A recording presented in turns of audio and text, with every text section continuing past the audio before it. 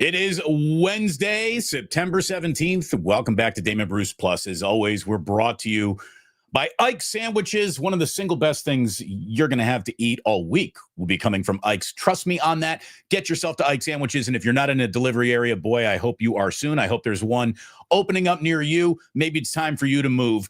Ike's has got something delicious for you. Thanks to him for being a sponsor. I would love to invite you to the Dubliner on West Portal in San Francisco. On Saturday, October 4th at 4:20, we're going to be getting together for another Plus Mania meetup. We'd love to have you there. If you are within driving distance of West Portal in San Francisco, we hope that you can join us again. A time that everyone can remember, 4:20 on October 4th is when we're going to be there. We're going to have a DJ spinning wax. We're not playing DATs. We're not playing CD. Wax, baby. Records is what we're going to be spinning, and it's going to be a really good time. Hopefully you can join us the Saturday after that Thursday nighter between the Rams and the 49ers.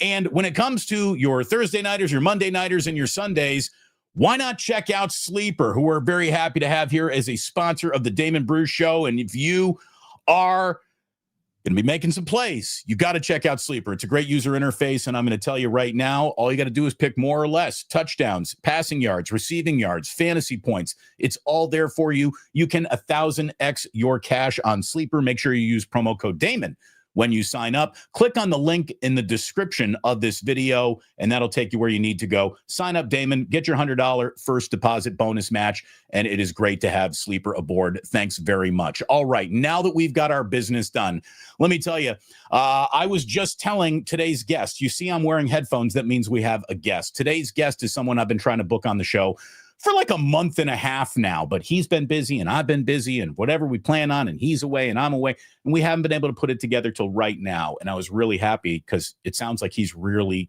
ready to go, because I got a DM from him saying, I've got 49ers thoughts.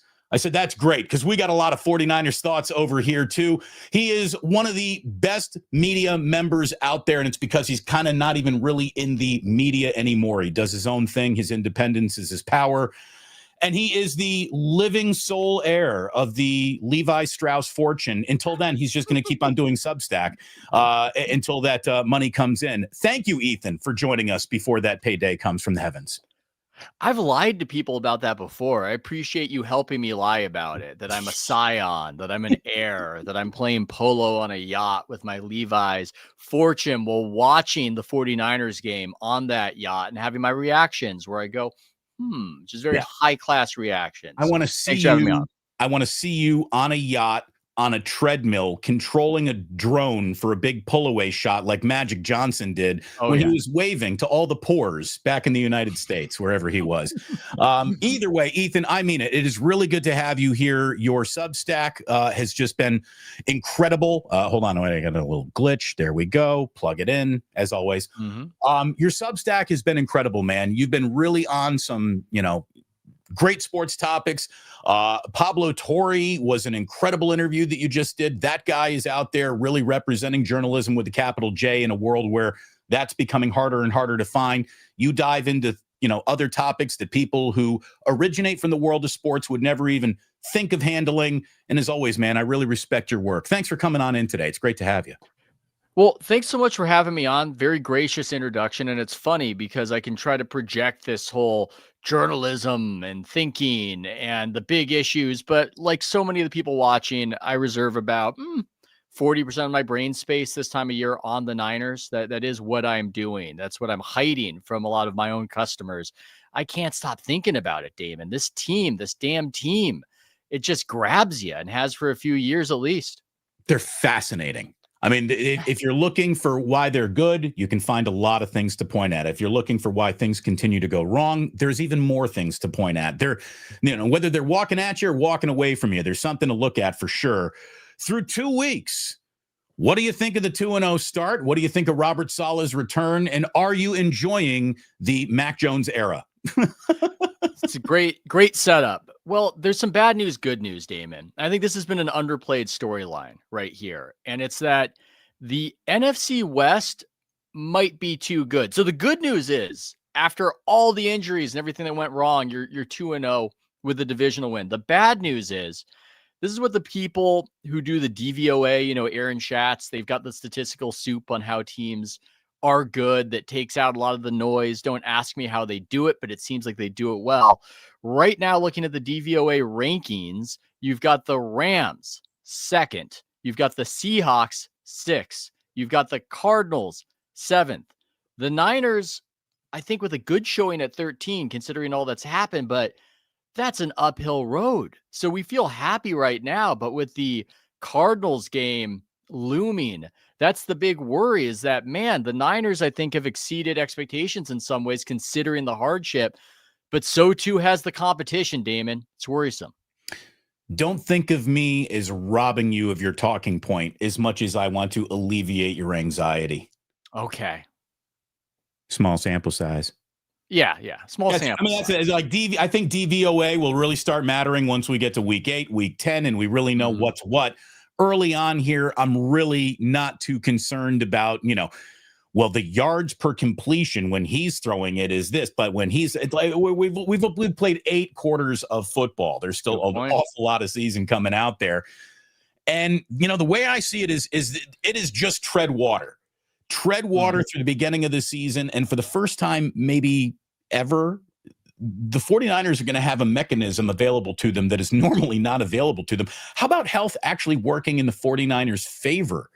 Like if they can keep their legs underneath them right now, get through this weekend with Mac Jones, maybe take on Jacksonville with Mac or Purdy. Either way, my gosh, could you be 4-0 after 4 weeks given the start to this year? And then there's a world where Brock Purdy's coming back to the team and Brandon Ayuk's coming back to the team and your future Hall of Fame tight end, George Kittle's coming. When has health ever worked in the Niners' favor? When have they ever been healthier as the season went along?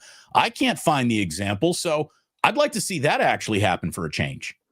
Yeah, it's tread water for long enough, and here comes the Coast Guard. And maybe not even the Coast Guard. Maybe it's Magic Johnson's yacht pulling up, and you actually have some comfort. And teams don't plan for this, but we've seen it work that way. Obviously, the sport I used to cover, every now and again, Steph Curry or back in the day, Kevin Durant, they would get injured at a point in the season where it didn't hurt them. It actually allowed those guys to rest and then come back at the exact right time.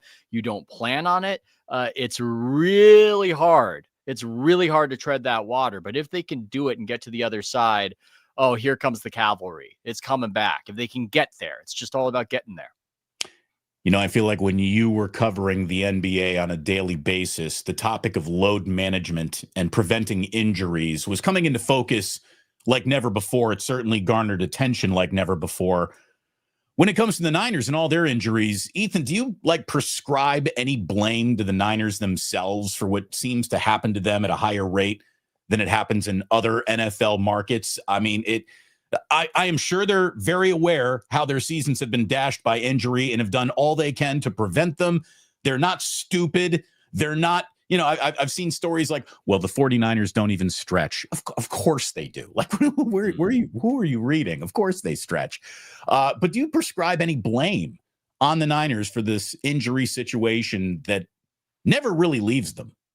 Yeah, I do, but it's with some admission of ignorance because I don't know what they're doing wrong, but I know the results are not what they should be. And people have different views of injuries. Some people look at it all as luck. I don't. I look at it as the same thing in all of sports. Like when you work for a good shot in basketball, you did everything right.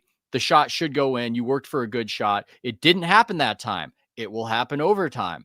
With the Niners, we have a long enough sample size, long enough track record where they're not getting the results they should get. These aren't freak injuries by and large. A lot of them are soft tissue. So I'm not an expert. I don't know exactly what they're doing. I assume the guys stretch. I think it's fair to say you're getting the worst results of any team. So something needs to change. A little like special teams, Damon. I don't know what they were doing wrong with special teams. I'm not a special teams expert, but I knew enough to look at what was happening last season to go, I think the special teams coach might have to go. You might got to bring somebody else in there. That's how I feel about the injuries. As a 49ers fan, where are you on Kyle Shanahan? Granted, where you are today might not have been where you were in the early years of Shanahan. I think everyone's gone on a little bit of an evolution with the guy. where would you say your relationship is with Kyle Shanahan? Yeah. Where am I on the Lombardi to Grant Cohn scale? Where am I on that? That needs to be it, by the way. I think that could be it. That's the scale. The Lombardi to Grant Cohn. I think I'm a little bit in between, maybe a little bit more towards the Lombardi after that last game. I don't necessarily say this guy is the next Bill Walsh, but he's clearly good. He's got his blind spots. I'm frustrated by the unseriousness he's had towards special teams because the great coaches deeply care about that. Yeah. Andy Reid deeply cares about it. Bill Belichick deeply cared about it, and they should. It's like 20% to 25% of the plays. You should care about special teams. So Kyle is a little bit of that. I like focusing on what I like to focus on, and that's what I like to focus on, and that's a frustration. But he clearly knows a tremendous amount about football. I would recommend Mike Silver's book about the Shanahan coaching tree, and that's also Big Daddy Shanahan, Mike Shanahan. Right. That book was some great, I say it not meaning actual propaganda, but it worked on me as propaganda. I came out feeling more positively about Kyle, but I don't feel the Lombardi scale of it. I do have my frustrations every now and again. Best case scenario for this season, obviously, is winning the Super Bowl at home over anybody. You know, if you got an opponent like the Chiefs or Ravens, so you could have some revenge story attached to it, that would just be style points. But dream scenario is Kyle lifts Lombardi at Levi's this year. By the way, I have the worst case scenario. No, it's a worst case scenario isn't another sad Kyle sitting in the locker room after a Super Bowl loss. That's not the worst case. I do have it for you. So you know, you could say, what would you rather do? Lose a Super Bowl or bow out in the NFC title game? If this were to be the Super Bowl loss, it would be good for Kyle to bow out in the NFC title game, because what I don't think the man could ever go home with and sleep well with again is if he were to lose a third Super Bowl, this one at home, this one to the Chargers and Jim Harbaugh. Would that be the moment of like, hey, Kyle, we do think you're a good coach, but obviously there's no coming back from that. It's time to maybe just move on. Ooh, I don't know. I'd take it, is what I would say. I know it's easy for me to say now. That would be very painful. I remember Super Bowl loss to the Chargers at home right now and say, Kyle, we'll see you in 2026. No problem. Yeah. Yeah. If he got this team there with all its deficiencies, and I just want to be in the mix. I want to follow the journey of the season. I value that. But I remember that last Super Bowl loss. My neighborhood felt it. And everybody, the people watching right now, did you do this as well? Because I find this fascinating right here. Everybody I knew who cared about the Niners was replaying different plays of that game and fantasizing that it went differently. Yes. That Nick Bosa guessed right on that quarterback keeper and hit Mahomes in the backfield. Just going with little different, changing the reality. I find that so interesting. It didn't matter. Everybody I was talking to, different backgrounds, people from different cultures. Everybody was doing that and changing what happened. And that's painful, Damon. It is really painful. And you know what? I still would want it over a 6-win season. I would still sign up for that. I would rather love and lose than just have a mediocre blah Chicago Bears of it. Thanks. Having grown up a Bears fan. Thanks. And by the way, you're right. I mean, you are so right. Believe me, you would rather live in the world that Niners fans insist could be unsurvivable at times than these other worlds with real unsurvivable, unfun fandom factors that are, you know, surrounding them at all times. When, let's just say it's not a Super Bowl year, though. Not everything goes forever. At what point do you think a coach starts to lose a voice in the locker room? At what point is the return on Kyle Shanahan now no longer really easy to see? Do you think he's got 2, 3, 4 more years to get this done? Where is the expiration date on this? Is there an expiration date? I think you don't make the playoffs 2 seasons in a row. I think that's what it comes down to. And you are detecting a little bit of impatience. And I'm just going by the people I read. There's some York impatience. It appears that Shanahan lost some power. And maybe that's for the good, by the way. Maybe that's good because it appeared that he almost is a bit of a GM. And I think those roles should be compartmentalized. I think that's something that Andy Reid has done well is I'm the coach. You're going to be the GM because the coach, you just don't have the bandwidth. You don't have the bandwidth. You're too close to it. You've got too many loyalties. So I think it's good that they've taken some of the power from him. I do, because if it's his fault to a degree that they paid that Ayuk contract, that's an indication that they needed to take some of the power. But their willingness to take some of the power, I do think signals a little bit of impatience. So I think it's a 2-year deal. I think it's missed the playoffs 2 years in a row. Time to go. That's what it's going to be. How long are you going to let the Mac Jones wick burn without worrying about the candle going out here? To me, he is the king of less is more. Very impressed with New Orleans in that performance. Yeah. Maybe that was because New Orleans isn't very good. I don't know.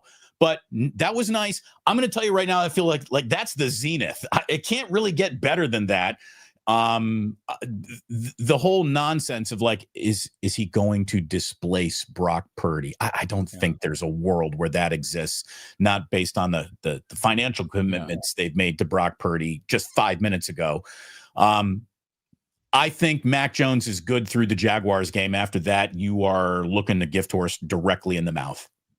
Yeah, I think with Mac Jones, I would say this. I don't have complaints, but I do have concerns. That's what I'm saying based on that game. I think he deserves a ton of credit. Him and Kyle both.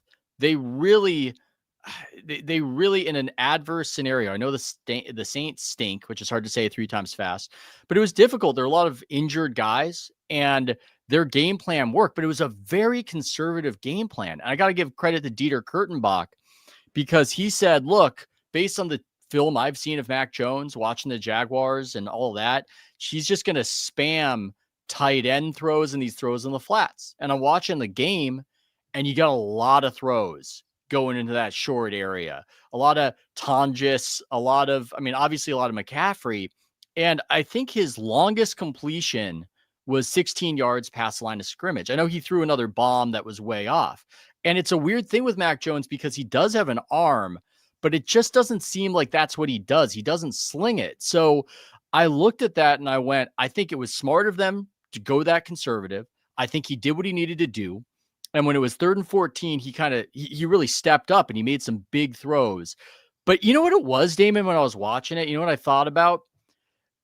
In addition to the successful 2-minute drill that Mac Jones did, the whole game kind of felt like a 2-minute drill.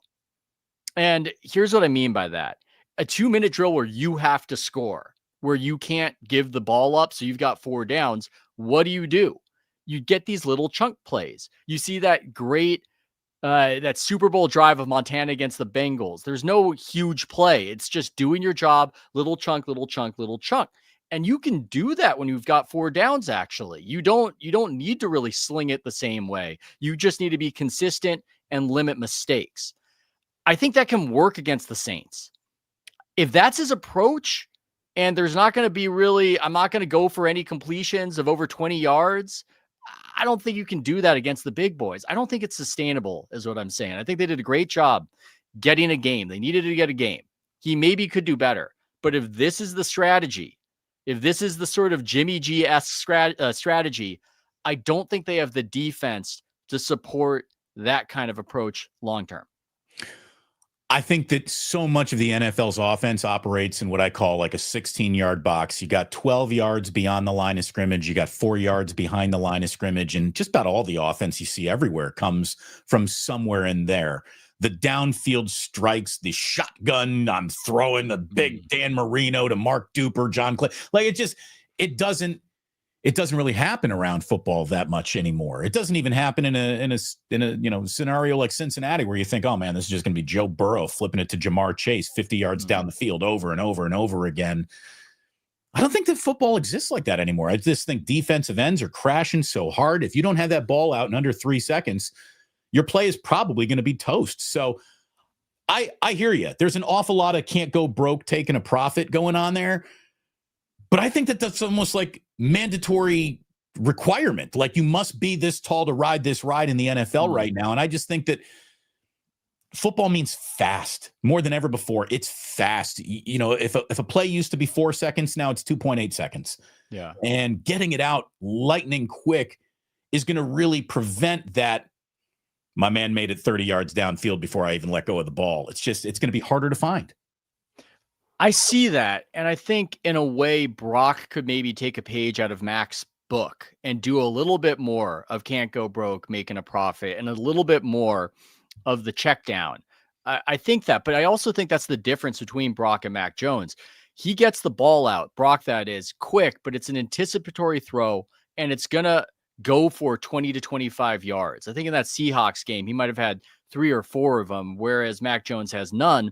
And that's one of the reasons why, if you look at the stat nerds again, the QBR, why even though that Brock performance against the Seahawks was more criticized than the Mac performance against the Saints, the QBR is significantly higher for Brock because those are valuable completions. They aren't easy. They aren't necessarily common. And hey, it's one game of Mac. Maybe he can do it. Maybe he can start throwing those anticipatory throws into the middle of the field, down the field. I don't know if that's his game. And so the Cardinals are going to be a test. And that's why I say I don't have complaints. Job well done. You did exactly what I think you guys should have done in that game. You got the game well executed. I don't necessarily think it's sustainable. And if people are going, we've got a new quarterback, no more Brock, I would say it's a bit of an overreaction. So I think you're going to have an element of this offense looking kind of like what it looks like no matter who's playing, as long as you got Christian McCaffrey out there. That's how important McCaffrey is to everything this offense does. And defensively, Ethan, to me, the whole world is pretty much going to be fine and dandy as long as nothing happens to Fred Warner. I mean, Fred Warner is just, he's unbelievable. Sure, there's Nick Bosa, and sure, Diamador Lenore right now is off to an awesome start in that secondary. But to me, Fred Warner is the one non-negotiable. And Christian McCaffrey, I think, is almost back there himself. I've said, pardon me if I've said this with you in the past in interviews that we've done. There are 2 athletes in my lifetime who I knew were really good. You didn't have to explain it to me. I would agreed with you, but I didn't really get it until they were in person in front of me all the time. One was Kevin Durant. I knew how good he was, but I didn't until I saw him every night. And then I realized, like, oh, there really is nothing quite like this dude anywhere.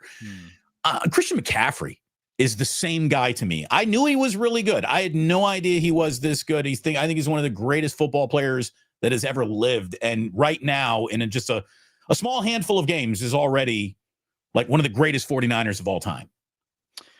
I've got no counter argument there, but I do want to riff on the Fred Warner thing. I do want to riff on that. That was just spectacular. And what I love about Warner, he's so good in so many ways. He's so good in coverage, but there are defensive players who are reactive and there are defensive players who are proactive. Again, I think back to basketball. One of the things I loved about Draymond, yeah, he's reacting. You have to react on defense. But if a guy brings the ball in his midst, it's give me the ball. I'm taking the ball. I love that Fred Warner, it looks so easy when they show you in slow-mo, but the other guys don't do it. How he's mid-tackle, mid-air. Oh, and I'm going to punch it out too. I'm also going to punch it out too. I love that Fred Warner's mentality is the ball is the most valuable thing. Stopping you is cool. I don't want to just stop you. I want to take it from you. And his ability to do that repeatedly, and I think we got less of it last season because of the injury, but you saw it in that first game against the Jets.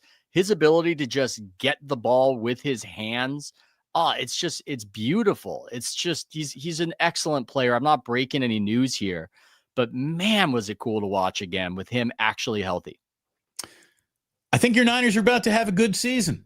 I think it's my Niners. Challenging. Yeah, your Niners. I just covered the you are the 49er fan in this conversation. I just sit here and cover the team.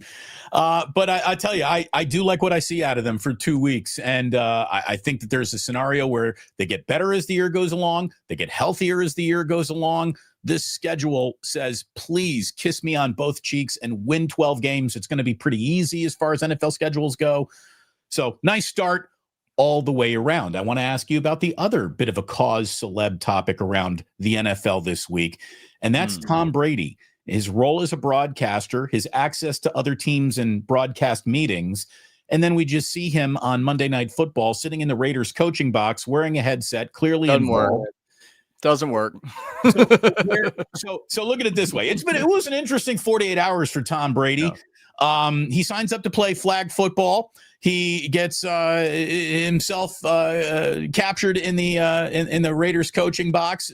Where is your level of, do you even expend any outrage? Will the NFL do anything about it?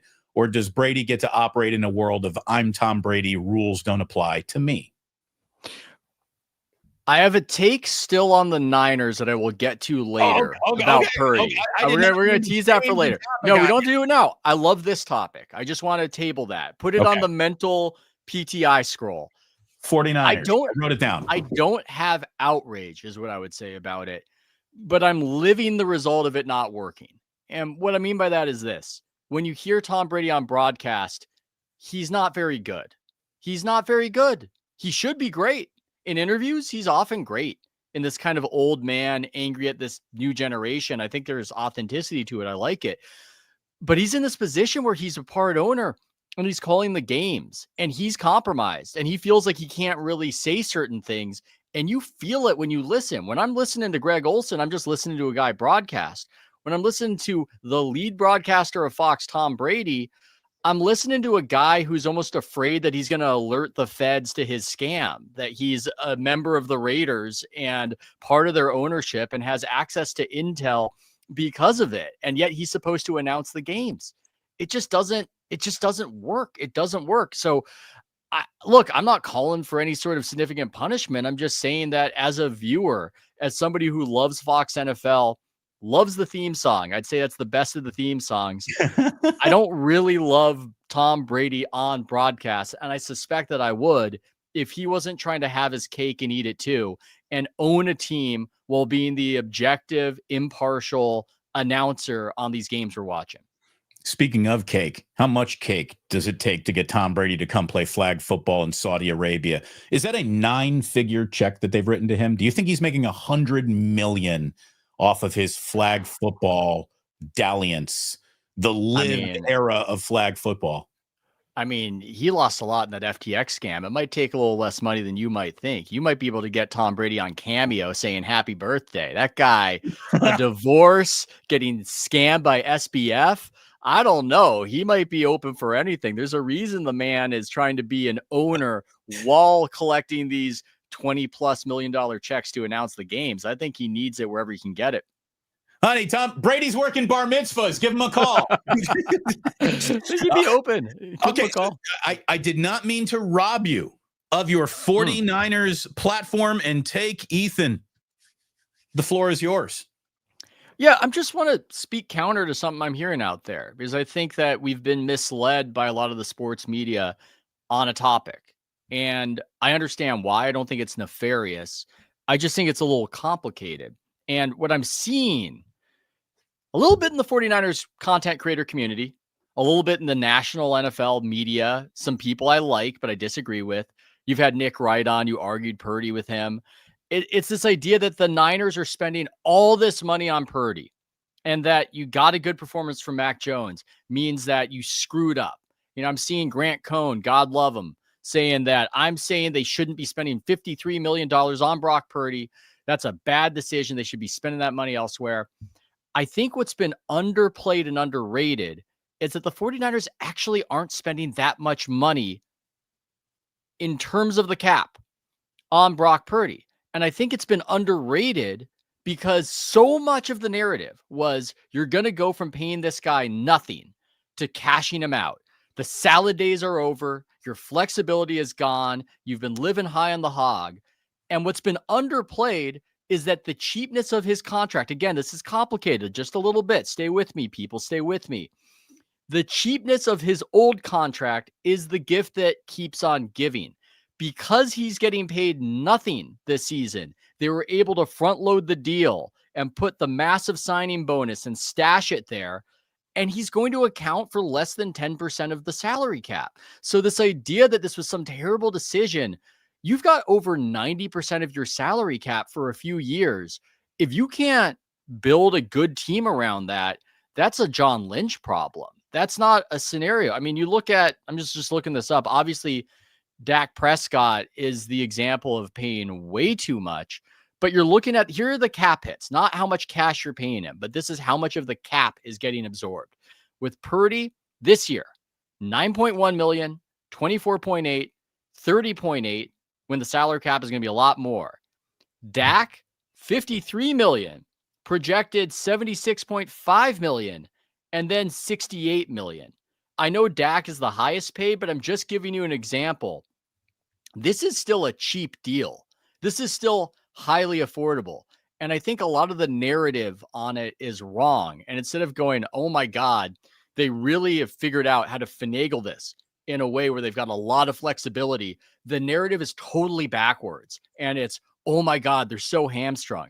And just from the perspective of somebody who covered the NBA, I think it's a media malpractice, Damon. I don't want to be too extreme about it, but it's a media malpractice not to explain it to people and to just overemphasize, oh my God, they're in debt. They're so constrained. They're not. It's the opposite. So that's what I'm saying.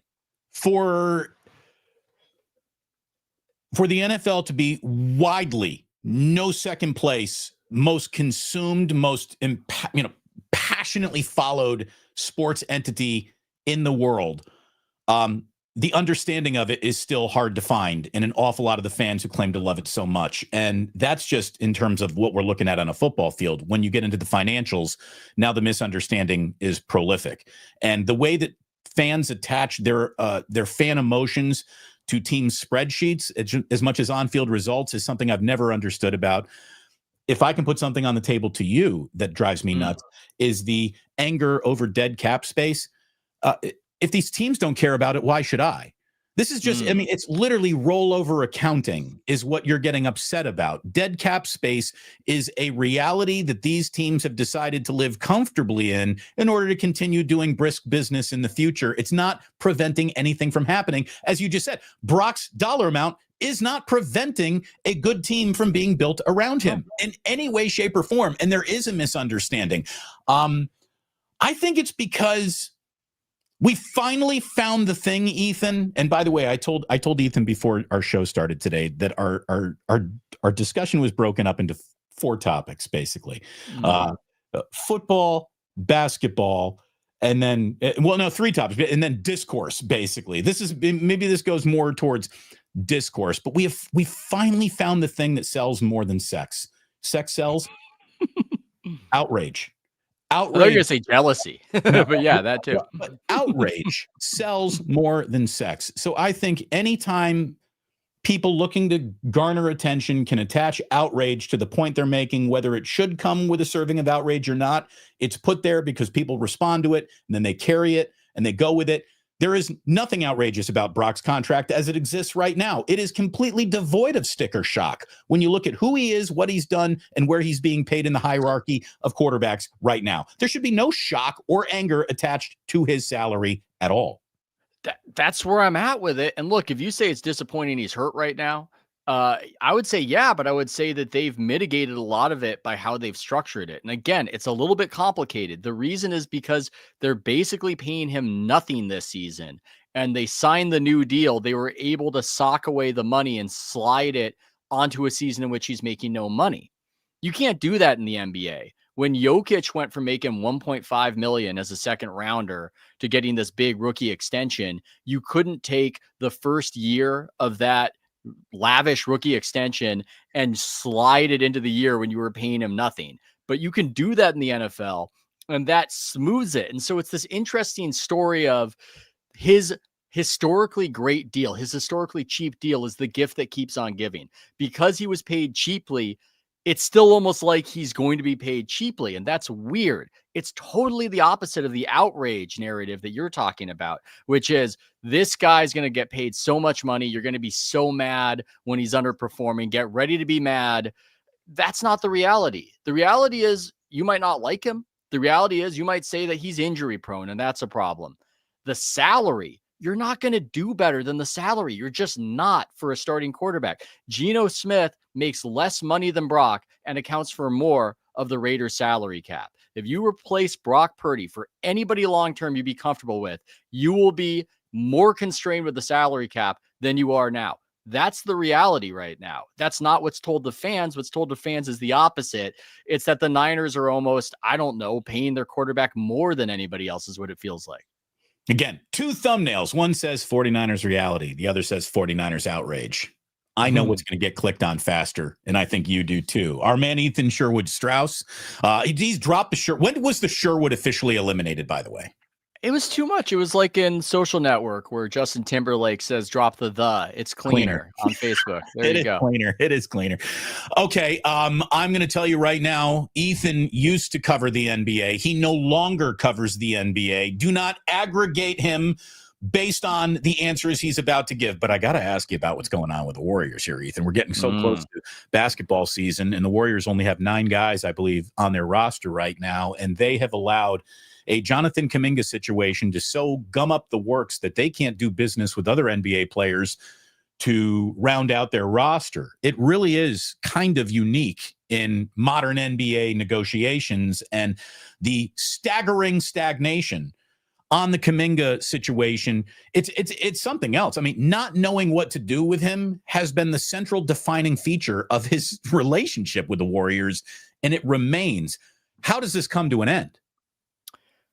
That one, hard to answer, but I can answer what some of the dynamics are going into some of the problems. For people who don't know and who follow the NBA casually, the NBA salaries have exploded. They've exploded, and it's created, because of the new structure, it's created haves and have-nots. And so I was talking to somebody, not sure I should really say who I was talking to. Let's say somebody in ownership of a team. Okay, that's what I will say. Okay. I went to NBA Summer League and I said, look, this big money is screwing these players up. I know that that's a little bit taboo. You're not supposed to say that in media. You're not supposed to say that maybe a young man can get too much too soon. For whatever reason, there's this big fight against it. The agents hate it. You're not supposed to say it. And the guy said, actually, no, it's not screwing them up. The too much money too soon is not screwing them up. It's screwing up the guys who don't get the bag. That's who it's screwing up. These players, these young players, when they're looking at the rookie extensions and they see a guy, whatever they think of him, Wagner, whoever, and they go, I think I'm as good as that guy. I'm going to get 1/5 what he's getting. I'm going to get 1/6 what he's getting. The new salary structure in the NBA is really messing with these guys who are looking at it in terms of status and thinking, I deserve this. I'm this good. And that's why they're getting in these fights with these teams. And I think that's the case with Kuminga, and it's frustrating. It's so frustrating because if you had signed an extension with the Warriors, when it ended, you would have been, I don't know, in your mid-20s. And if you're really great, you're going to get paid. The salary cap's going to get higher. So what is this whole protracted fight with the organization about? It just seems like putting the cart behind the horse, ahead of the horse, whatever the term is. Penny wise, pound foolish. And they're around each other. We know that. There's a horse. Yeah, there's something like that. But yeah, here's a stat. I might quote it wrong. I'm trying to think about it. Over 90% of the salary Steph Curry has earned in the NBA has come after season number 8. Okay? I'm going to say that again. Over 90% of what he's earned in the NBA came to him after his 8th season. He's an unusual case because he signed an affordable rookie extension, but man, that didn't kill him, Damon. That didn't cripple him financially. It's easy for me to say from the outside, but I look at this and I see these players. I go, you'll never see an MVP making 11 million again. That's for sure. You will not see it. But I'm saying, look, if you're getting an extension and you're making 10, 11, 12 million, something Kuminga could have gotten for himself, you're not going to the poorhouse. You're going to get a new opportunity. So I just think some of these players, they get so caught up in the status that they're trying to get every nickel out of the teams. And the teams are looking at these guys and they're going, dude, it's a new reality. We've got this thing called a salary cap now. Adam Silver did it. It's different. There's a reason Steve Ballmer is coming up with creative ways to incentivize players to play for the Clippers. We'll get there. we don't have it. So Kuminga's demanding it. And I think the Warriors are going, dude, we can't do it. And I just think some of these guys are getting caught up in the status war that they don't believe the teams, and the teams say that we don't have it because the NBA used not to have a salary cap, and now they do. Even Joe Lacob's harshest critic would have to admit he is one of the 5 greatest owners in the history of Bay Area sport. I mean, there's just no denying that Joe has done more good for the Warriors as an organization than he could ever do bad. But it does feel like we're officially entering the Joe Lacob might have his hand a little bit too much on the switch portion of his ownership here with the Warriors. And is he the right guy to lay down Steph Curry's career with as much dignity as possible? Are you worried about Joe and Kirk Lacob and the decisions that they've made? Is this a problem now for the Warriors? He's too involved. I don't think I'm that harshly critical. I might be more of the Lombardi scale than the Cohen scale for the basketball version. I think they had a few swings in the draft that didn't work out, but I'm sympathetic to how it happened. Drafting guys in 2020 and 2021 was not easy.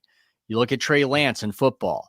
This was not a time where we got a lot of information about players. It was the pandemic. They weren't playing games. So I have sympathy, but those draft misses hurt. And they hurt for the Warriors, the Wiseman, and now Kuminga, who is a very talented player.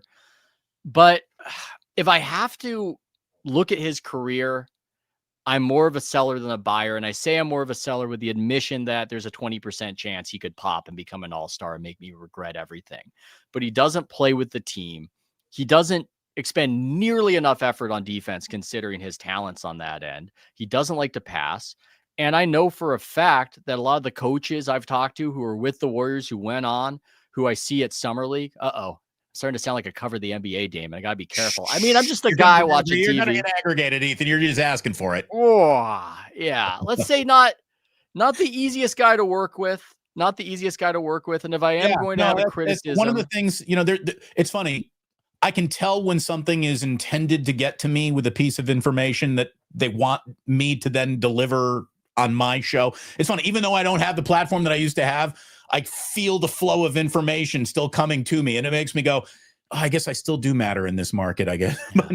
Or they're more comfortable talking to us because we're not going to break the news of it. I think that happens as well. Maybe, but I have been told by several people that Jonathan Kuminga, good guy, everyone likes him. Not easy. Not easy. Not easy, not necessarily about the team. And I think this is reflected in the whole battle. He doesn't want to. And here's the thing, too. I might be more critical if Patrick McCaw turned into a superstar, if Eric Paschall turned into an all-star. There have been a lot of these young players where we've looked and we've said, hey, Steve Kerr, what are you doing? Why aren't you giving them more tick?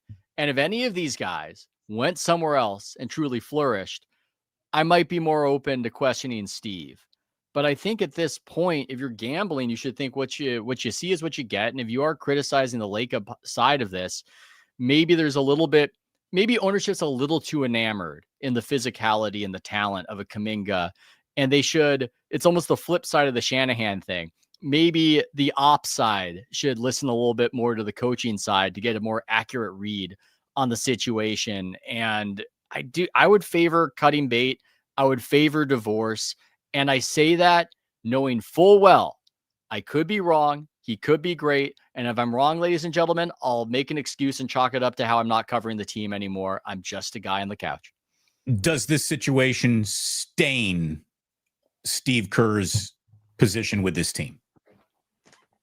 I don't think it should. I don't think the team sees that. I think the ops side understands the Kuminga difficulties. I think they see a lot of things a little bit the way Steve does. It's just Joe loves big athletic players. He always has. That was his vision of the team. That was Bob Myers' vision of the team. And they just happened to get stuck with this guy named Steph Curry, who happened to be one of the greatest players ever. And so they had to move with it. But their whole vision was just big, powerful, athletic. That's how they saw Harrison Barnes, for instance. He's a little bit behind getting Festus Ezeli. Now I'm going deep in the bag, but I think that they are a little bit frustrated. JaVale McGee, anybody? Are you ready for JaVale McGee? JaVale McGee was another example of how now I'm a little worried about revealing some things. I will say that Steve Kerr would get frustrated on occasion by fan sentiment as regards to one JaVale McGee. And this is a good example of how coaches know things that they don't tell us. And there's a reason they're not doing what we want them to do. With JaVale, he had asthma. He had asthma. He had only so much stamina out there. Right. And so remember, they would do that high pick and roll, and he's dunking all over the place. And so people are sending Steve Kerr these emails going, more JaVale McGee. What the hell? More JaVale McGee, more pick and roll. And Steve, to us media people in more private moments, is going, they don't understand. A little like the Mac Jones thing. This is great. It's not sustainable. We can give JaVale maybe 12 minutes. We can't do it the entire time. You're going to love 12 minutes of McGee. You're not going to like 22 minutes. Yeah, less is more. And so I'm not saying Steve is perfect, but I think he has enough of a track record where I implicitly trust his choices. And I think he's not been given Kuminga the run because Kuminga shouldn't be afforded that run in the context of a team trying to do stuff. And I actually think that's not a war between him and ownership. I think ownership understands that to a degree. I think Lacob has ambitions for Kuminga. I think that's the scenario right now. Do you think the Warriors are still a contending franchise? Possibly.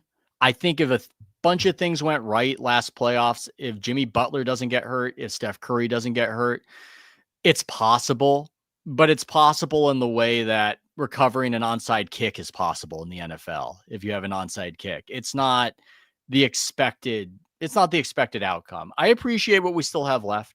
I appreciate that Steph Curry is still playing for them. I appreciate that they made the Jimmy Butler trade. I think that was a good trade. And I enjoyed what it gave us. It gave us a good series of playoff basketball that they won. But it's hard to see a way out of it. Things come to an end. And I don't know sometimes if we're more angry at the Warriors or we're just more angry that it's coming to an end.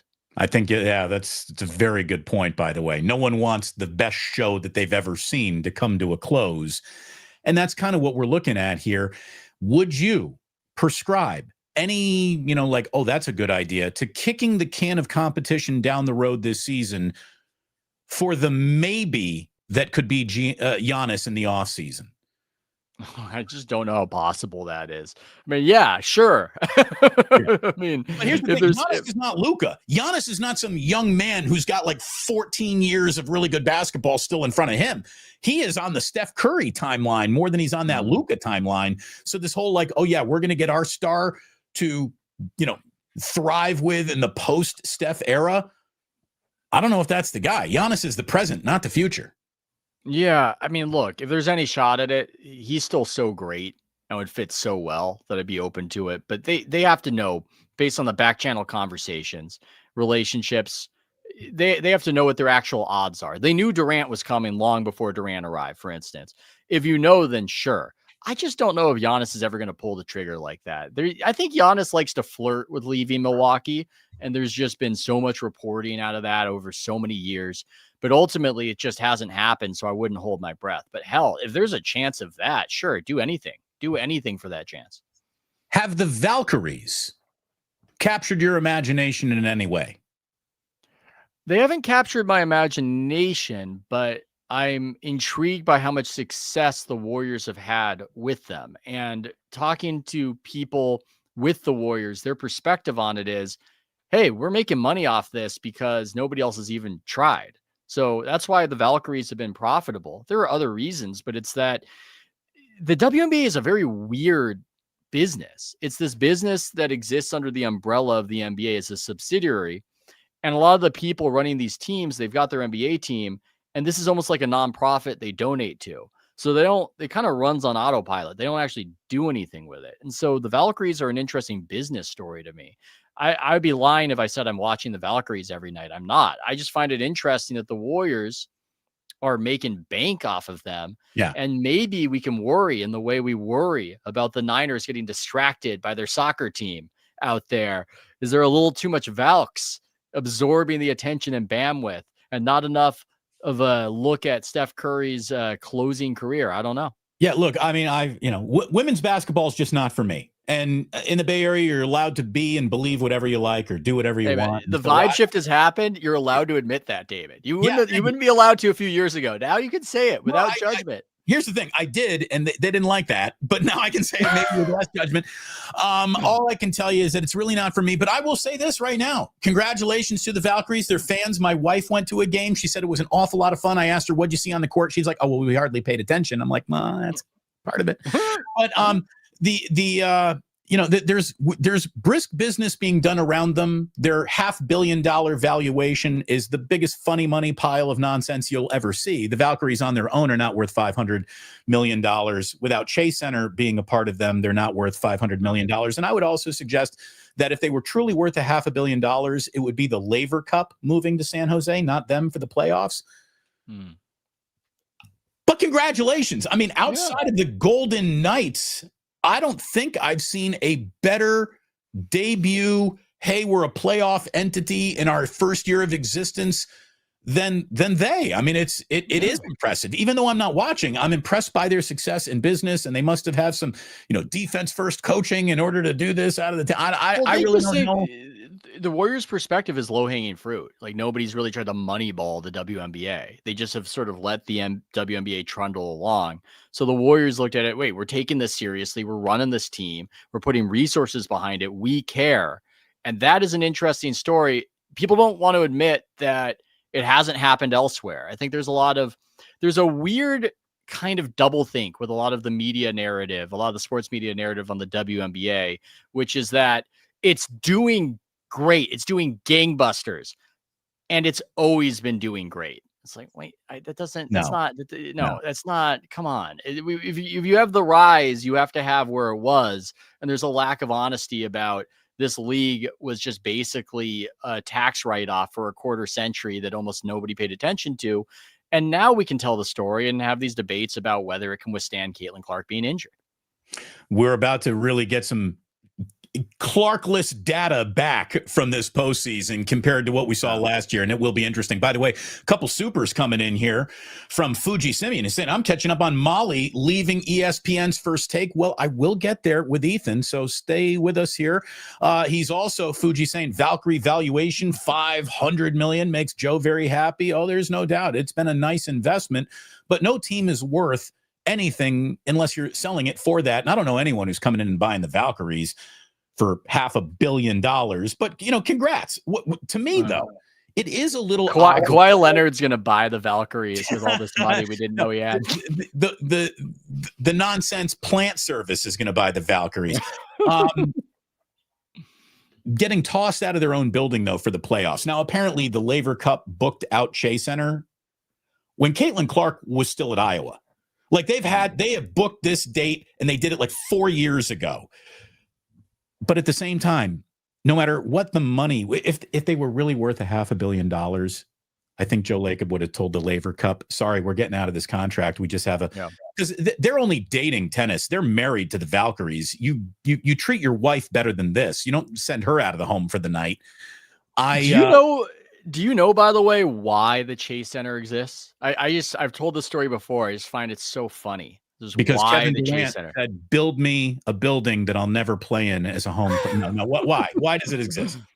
So the Warriors were having a hell of a time. Your own money. They were having a hell of a time building an arena in San Francisco. There's no good land in San Francisco that you're allowed to have. Right. It's impossible. They tried this. I remember the Pier 38. We're gonna spend $1 billion on just pounding pylons into the bay before we even build the building. No, you're not. No, they wanted to do that because Ellison failed when he was trying to move the America's Cup there. So that got their competition juices flowing. But of course it was impossible. They're boxed in. There's no way to do it. It's impossible. There's no land to do it with. They're stuck. What are they going to do? One day, Mark Benioff, the Salesforce tycoon, calls them up and says, I have all this land in Mission Bay and I don't need it.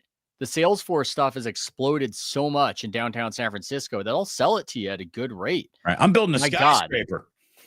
Just what a miracle. I ran into Mark Benioff. I say ran in as though he knows me. He doesn't. I was just a reporter covering the beginning of Chase Center and the opening of it. And I come up to him and I ask, Well, why did you do that? You really saved these guys. You had all this land around Mission Bay. Why did you do it? Why did you give the Warriors their billion-dollar arena? And he shrugs his shoulders and he says to me, Damon, this is what he says.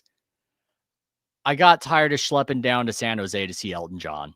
That's why I did it. That's the main reason why I did it. That's why the Warriors have an arena in San Francisco, ladies and gentlemen. That's why. It's because a boomer wanted to see Elton John and was sick of going to San Jose to do it. That is what he told me. I don't think he was kidding. That's why they have it. That's why have that arena. I really wish Benioff were a bigger 49ers fan and didn't want to drive to Santa Clara. Yeah. That would have been nice. That was nice. Would have been nice. But it is, to me, it is kind of amazing that they didn't tell the Laver Cup to hit the bricks. And if that comes with a $50 million lawsuit, that's fine, because the Valkyries are worth $500 million, $50 million. That's just the price of doing business around my $500 million WNBA team.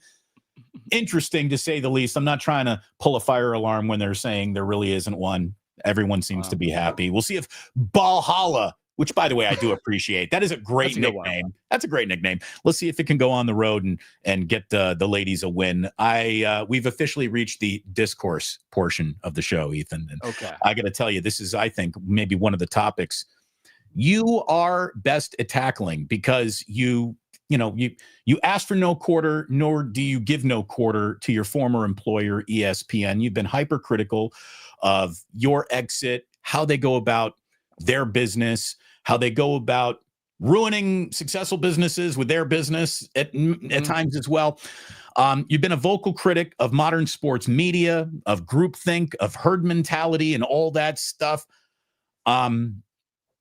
I want to get to Stephen A. Smith, who we learned today is like a $40 million a year entity. And congratulations to him. Make all the money in the world you can for a guy who himself isn't a former professional athlete, just talks.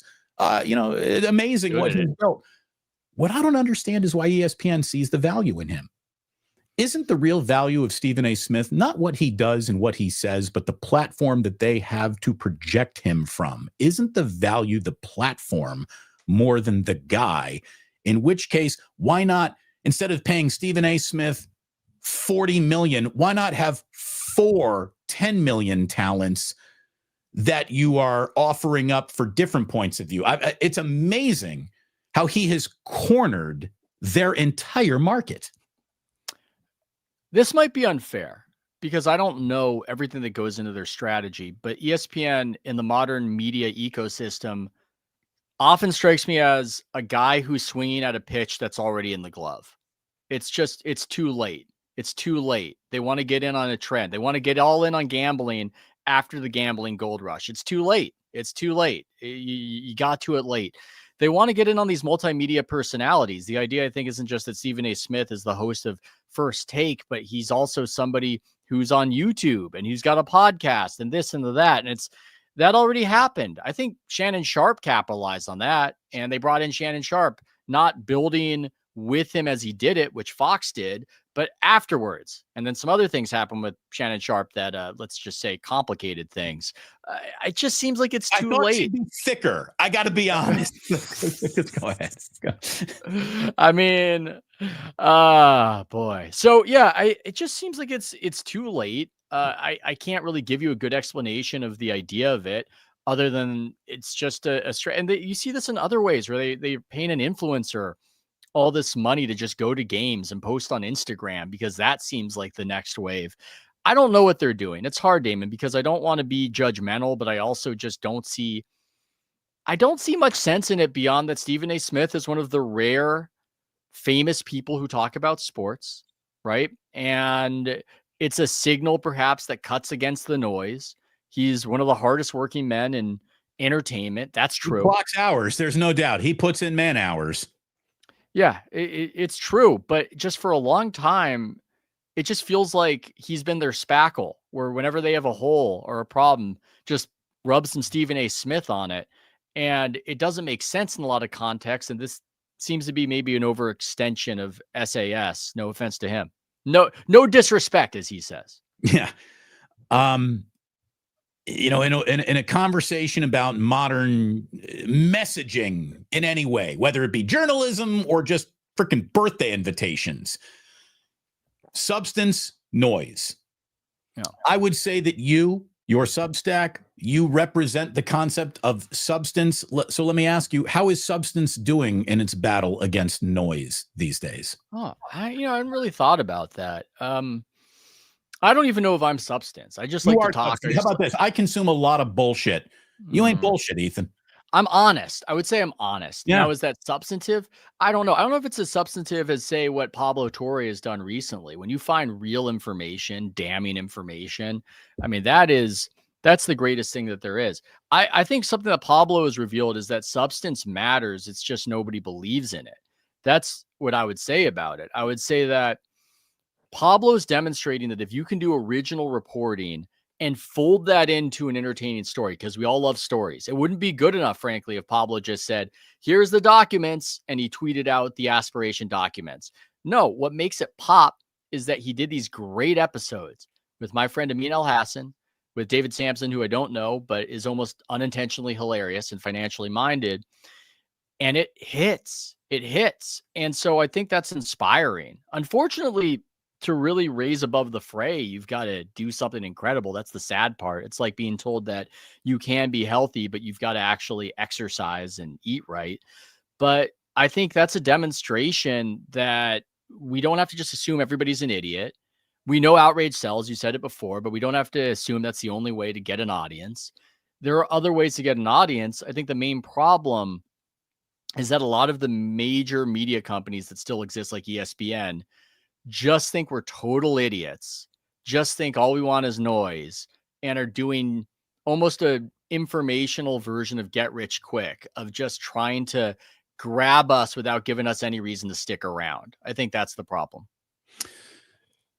You're not trying to dunk on anyone when you make a point. You're just trying to deliver a better understanding. I think that's a big lacking. It's a muscle that not a lot of people have anymore. Like, I'm going to have a conversation with someone who thinks differently than me, not to dunk on them, not to teach them a lesson, but to gain their perspective and to have that affect my perspective. Maybe I'll learn something from them. Maybe they'll learn something from me. And even as basic and simple as that sounds, it feels like an impossibility in so many of the conversations that we see. This is from us talking about bullpens all the way to Charlie Kirk. I mean, it's the disc. We have forgotten how to talk to people who differ from us. And I just think that is the single biggest missing ingredient in a functioning, healthy society. And again, with social media being the ultimate amplifier and anger machine, how do we ever get it back in the box? How do we just get to talking to people again? I'm not smart enough to figure that one out, but I do appreciate what you said. I don't like dunking on people. I think part of it is that I just have my own aversion. I got a weak stomach, or if we're talking about dunking, maybe I've just got a sprained wrist. I don't feel comfortable doing it. So when we have this conversation right now, I'm trying my best to see it from somebody else's perspective. I'm trying to see it from the Lake Up perspective. If Kuminga's seeing it wrong, I'm trying to at least assess it and come up with a reason for why a young man might be seeing it wrong, might be getting caught up in the status. That might be part of it. I don't really like when people demonize and villainize other people, because very few, if any, people wake up in the morning and look in the mirror and go, yep, I'm a big old fraud and I want bad things to happen and I'm a bad guy. That's not typically how it works. So you might not like something or somebody and not like what they're about, but I at least want to understand what they think they're doing. And what I do at my site, I just try to be passionately dispassionate in that way. I like to try to describe, here's what's going on. Here's why it's going on. I don't like this person, but I'll also acknowledge some good things about them, or at least some core competencies. For some reason, Damon, we've gotten into this mode where when a public figure is hated, there's this urge to tear them down and act like there's no reason that they even got public in the first place. And the first time I noticed that was actually, I was at Salon I was at Salon Magazine way back in the day when internet magazines were more of a thing. It was more of a progressive magazine. This is maybe around 2010, 2011. And Adam Carolla had said some things about women or whatever. And all my coworkers were just talking to each other about this guy is a total idiot and he's just a total idiot and he's not funny at all. And the whole time I'm just secretly thinking, I listened to Loveline. I think Adam Carolla is kind of funny. I think he's like a funny guy. Yeah. You might not like him. You Yeah. might not like this guy, but why can't we just even acknowledge something good about somebody we don't like? Everybody right now just seems like a PR person for whatever cause or message they're trying to advance. I don't like it. I don't like that approach. I want to, even when I really don't like somebody, even when it's somebody like Woes, who I think had a negative impact all on my career. No, I'd say he'd have a positive impact on my career by getting me fired from ESPN, but take me out of it. A negative impact on ESPN's NBA coverage. Woj is a human being and he's got great qualities and he's got a lot of warmth for the people who are in his circle. I want to portray all of it. I might be rambling. I apologize to the people in the chat, but Damon struck something in me. I just wanted to talk about all that. No, I love it, man. And you know, your situation with Adrian Wojnarowski was very unique. Very unique. Weird. It was very weird too, because I always thought him a person of substance, and he would see a person of substance in you and look to amplify what you were doing, not looking to retard what you were doing. But it was the opposite. Well, according to him, it wasn't. According to him, he had nothing to do with firing me. And he said nice things to me. He said things like that to me. And after I got fired, he called me up and he said that he had nothing to do with it.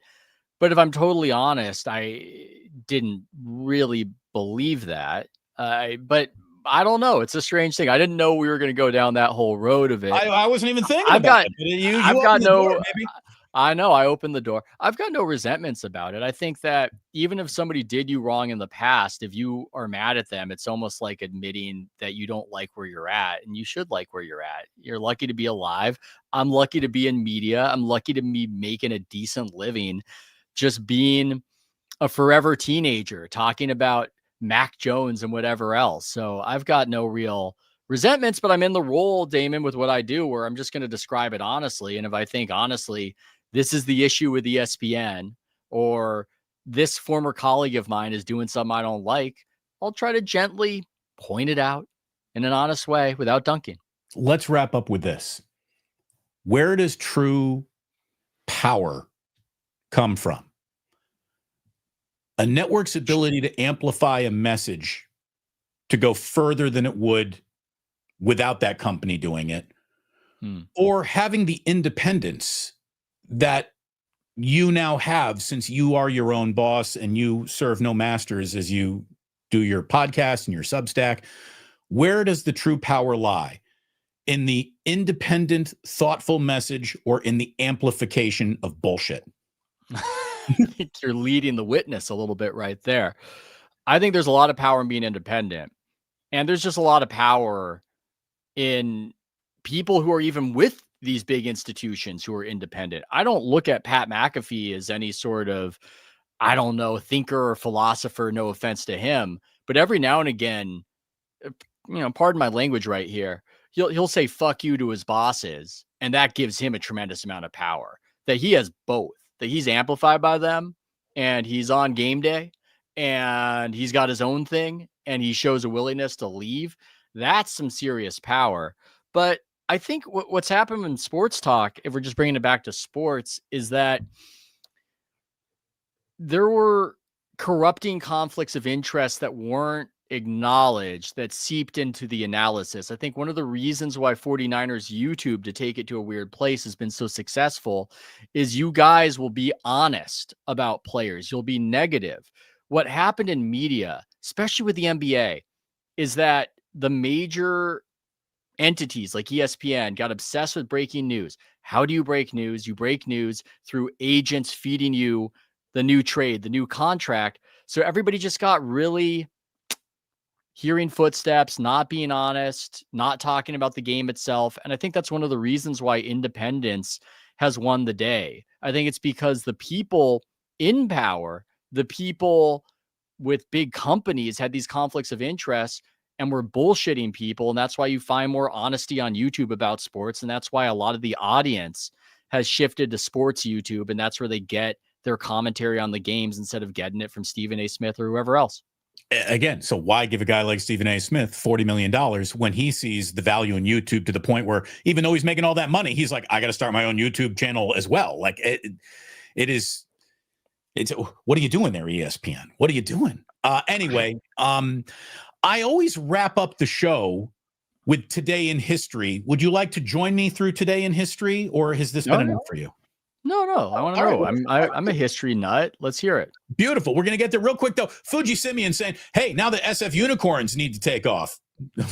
Hey, Valkyries, unicorns, let's get mythical around here. Fuji, again, Stephen A. Smith will soon be more valuable than Shohei. I don't know, man. Shohei guy's pretty damn good. 50 strikeouts, 50 home runs. Not bad. ESPN investigative reporter first had the Ohtani gambling story, although she hit it big. Now the highlight is her interview with the bookie. I don't even know what that is. Yeah, I don't know. Thank you. Fuji Simeon is literally doing everything he can to pay the mortgage and put my kids through college with the generous super chats. So thank you very, very much. It has been awesome having Ethan Sherwood Strauss with us here today. Drop the Sherwood and ready for some history.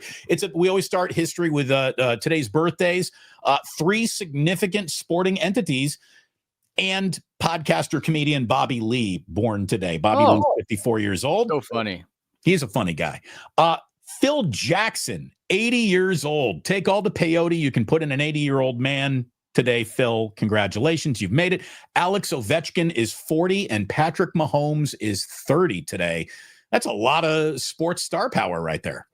Indeed. Mahomes. That's an interesting, that's a whole other show for another day. Where is he? Are we going to be honest about it? Where are we going to reassess? Or is it the team? Anyway. Continue. Hey, I was told all you need is Patrick Mahomes and Andy Reid, and you can win every Super Bowl there is. So, we'll find that out. I don't think it's that easy. Let's see. Today in 1849, Harriet Tubman escaped from the South. She got to Maryland, and she would start the Underground Railroad that began today in 1849, or as Donald Trump recalls, should we take that Smithsonian exhibition down? Let's get rid of that. Today in 1862, the Battle of Antietam. Oh, my God. 26,000 casualties in the Civil War, one of the bloodiest days, maybe a turning point in the Civil War. Thoughts on Antietam? Do you watch? I don't watch the Ken Burns. Yeah. I don't watch the Ken Burns documentaries, but I should. It's the craziest thing. All right, I'm just going to say things that aren't profound if I start talking about it. Well, I was just saying it feels so long ago, but when you really go back generationally, it's not that long ago. That's one of my not very profound stoner thoughts on the Civil War. It's like you're talking about within 2 grandpas is what you're talking about. Yes. Yeah, it's pretty amazing. It really, really is. Today, in 1908, Thomas Selfridge was a passenger in a plane that was piloted by Orville Wright.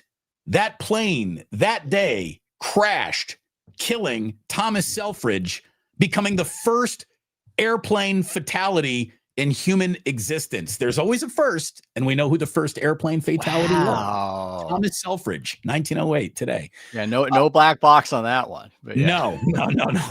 They did not. The FAA investigation was wrapped up quickly that day. Today in 1947, Jackie Robinson named the Rookie of the Year by the Sporting News. He kind of ran away with that one, I would imagine. Yep. Now, what's so sad is when you get out of like global history and you just get into American history on the websites that I go to, so much of it is just like TV shows that premiered today. Today is a prolific day in television history. Are you ready, Ethan? Because here's a script you couldn't sell. In 1965, Hogan's Heroes premiered today on CBS. Imagine walking into CBS saying, I got a half an hour sitcom that is based around the wacky antics in a Nazi concentration camp and prisoners of war. Can you believe that? Now the existence of MASH makes more sense. I'm glad you brought that up because the first episode of MASH aired today on CBS in 1972. I thought that the television show, as much of a hit as it was, pales in comparison to the movie, which is a masterpiece. I mean, maybe they should go back to this sort of model, a situation comedy during the Second Iraq War. It's successful. It worked. When they say comedy is tragedy plus time. It's like Korea in the sand. Yeah. Look, Netflix, you've got a lot of slop on there. You could take a chance on this. I'm into it. Today in 1967, The Doors appeared on the Ed Sullivan Show and performed Light My Fire. Ed Sullivan requested that the lyrics, Girl, We Couldn't Get Much Higher, be changed. Jim Morrison refused to do that. The Doors were never on the Ed Sullivan Show again. As an artist, do you appreciate? I do. I'm not changing my lyrics for you, Ed. Sorry. I like that. I mean, not those lyrics. That's not that bad. That could be interpreted a few different ways. It sounds like the Ed Sullivan Show is just being a little too, I don't know, a little too strict is what I would say. It was a time where people were a little bit too strict. Today is the day when all the wheels started coming off modern media as we really know it. Today is the day that changed everything, Ethan. Today in 1996, the O.J. Simpson civil trial began. Oh, my God. The civil trial's what did it, not the criminal trial? Yeah. Well, no, that's right. The civil trial was no big deal at that point, right? Yeah. But dude, that's the moment where everything changed. Everything in media as we currently now know it was jammed through the prism of the OJ car chase. Reality. Yeah, I would recommend to anybody to read Chuck Klosterman's book on the 1990s. It's so good and it's so entertaining. And there's a big chapter on what that was like at the time and how it changed everything to a degree that I wasn't really aware of because I was a kid. But yeah, anything we see now, the reality TVification, this idea of tragedy presented in a way that we laugh at outside of the sitcoms of MASH and Hogan's Heroes, just all of it and the way engagement goes, race, outrage, everything. OJ. Yeah, it was an event that shaped a lot. When I got to KNBR and I was talking to Ralph, he would tell me, Damon, you missed the boat. Unfortunately, around here, you could just say Joe versus Steve. 808 KNDR, and your entire 4-hour show was done by the audience for you. And then he's like, and then we got OJ. You could just say OJ Simpson, 808 KNBR, and the audience would do a 4-hour show for you. Wasn't Ralph obsessed with OJ? Am I remembering that right? Where he also just, as a litmus test of a person, they needed to admit that he did it. That's my vague memory as somebody who didn't know Ralph but listened to the OJ. That loomed. That was a great Ralph Barbieri about that. Thank you. I think it might be my most significant contribution to the Bay Area media. Did OJ do it? Yes, Fuji. I think he did it. It was Billy Crystal who asked the very poignant question: how many drops of another person's blood are in your car right now? Yeah, I would say that. Say that he's guilty, I would say. I think so. We're going to go out there on that limb. By the way, bang from Memphis, Barry Ford, Fuji Simeon, watching you. He's always, they're trying to fight each other for tipping the ganja jar. But Barry, thank you very, very much. And indeed, this was a great show today. And it's not because of me. My ass is always here. It's Ethan, I mean it, man. You're state of the art. I enjoy your work more than I even tell you about how much I enjoy your work. I look forward to the Substacks when they come out. I'll even listen to you read an article. If I miss it, I'll go and podcast that bad boy. You're really good at what you do, man. Keep it up, and let's have you back on again sometime before this football season is over to talk more about the Niners. Oh, thank you so much. I appreciate the coming battle between us where you try to direct me towards smart topics and I try to direct you towards whether or not the 49ers have too many tight ends. I think it'll be enjoyable. I think it's just the right balance. And I appreciate all the nice things you said. It's what the world needs. So here we are. Thank you all so very much for watching today. Please, again, hit like and subscribe. Ethan, anything to plug? Any shameless plugging to do here at the end of the show? houseofstrauss.com, my site. Subscribe today. Also, I'm doing non-gambling, gambling effectively, sportspredict.com, where you get to have a track record to show if you're actually good. I'm riding high right now. 75% of my NFL picks have worked out. So that's not sustainable. It's like Mac Jones. But right now I can brag about it and look like a smart guy. But everybody gets a smart rating, and you can actually, you don't have to be a fake tout. You know, these gamblers, they say, oh, I'm so good. They only show you the wins. You can't trust it. You could actually show that you're good at this and have a mind for it. So sportspredict.com. I rep that. Chat BCC, my other sponsor, and House of Strauss, the old standby. Subscribe today. Subscribe today. Hit like and subscribe right here, too, if you would. Please, thank you so very much. And please do remember that sports don't build character. They reveal it. And like that, they're gone.